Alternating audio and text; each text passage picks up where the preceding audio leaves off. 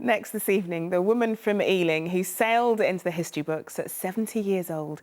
When Jeanne Socrates crossed the finish line in Canada last month, she became the oldest woman to sail around the world solo, non-stop and unassisted. And it wasn't her first attempt. Jeanne's journey began in Victoria. From there, she travelled towards Argentina, crossing the South Atlantic, passing South Africa and Australia, before her final stretch across the North Pacific, back to where she started. Well, I'm pleased to say that Jeanne is back in London now and joins me in the studio. Welcome back. What was it like when you landed back in the country on a Sunday or Monday, I believe it was? Oh, it was great, really, really lovely. It felt rather odd to be back. I kind of feel slightly schizophrenic in a way because I've been on the boat for 8.5 months, and then to be back here, kind of you just slip back into London mode. And what were those 8.5 months like? You're on your own, you're on this boat, it's non-stop. What is that like? Well, because I was talking to people all the time, I was on the radio every day, I was emailing, I was blogging every day, and I knew lots of people were with me. It felt really, really as though I was in contact all the time with people, not isolated. So unlike some people that go mad because they've got no contact.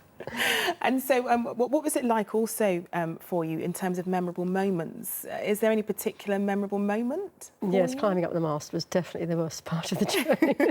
That was horrendous, horrendous. It really was. It was as though the mast was trying to throw me off. Yeah. Like I kind of got to the top and then I couldn't do what I set out to do. And I came down with blistered fingers, bruised arms. It was really horrible.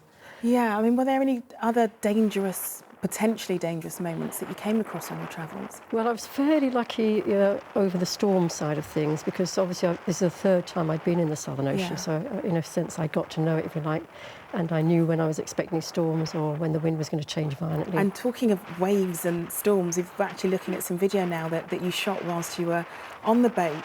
I mean, I'm not a sailor, but to be faced with that when you're on a boat on your own, surely that's got to be quite frightening.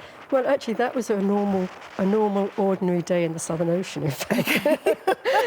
those weren't the storm waves. Those are normal 4 or 5 metres. And so that's what you were dealing with on a daily basis? Yes, yes. How do you keep the strength up? How do you keep going for so long? Well, I don't know. To me, I enjoy it in a way. I've got birds with me. I've got the albatrosses and the petrels and shearwaters with me so much, especially when it's a bit rough like that. They love it. They get the uplift off the waves and they're hanging there. And I'm looking at an albatross eye to eye and thinking, wow, you know, I'm so privileged to be out there. It's just incredible moments. But you just had so many incredible moments on your journey. I mean, when you docked in Victoria, you said it was a victory for the elderly. What kind of reaction have you had from people when they realise that you've done it and you're 70 years old? Well, one of the lovely things that happened, one of the many people, I've had so many people come by to say nice things, and it's been brilliant, actually. But one of the guys came by me and said he was about to sell his boat, but he's changed his mind. So do you think you'll be doing it all over again at some point? Not non-stop, no.